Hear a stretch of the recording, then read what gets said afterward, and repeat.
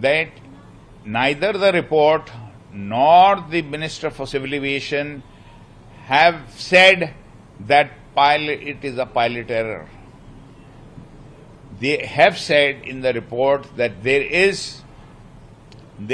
are two issues, that for fuel control switches have been presumed to have gone to shut off and run.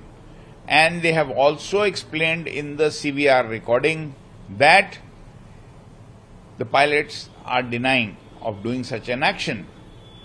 So I once again reiterate the electrical issue, which I have been voicing my opinion, and earlier also I have given it on the ANI, that is the main issue. You must relate this accident to the incident of the ANA Airlines NH985, which happened on 17th of January 2019, flight from Tokyo to Haneda, Tokyo to Osaka Airport. When on landing, when the pilot selected the thrust reversers, both the engines shut down without the pilots moving the fuel control switch. This is I am quite clear, this is a repetition of the TCMA malfunction, which I have explained earlier what is TCMA, and this needs a thorough investigation of the TCMAs. Boeing has yet not acted and tried to take out a directive that all these aircraft must be checked for the TCMA functions.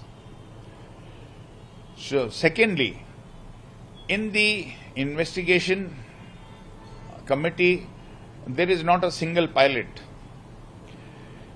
We have been requesting the Minister, Honorable Minister for Civil Aviation, that to reconstitute the board and include type-rated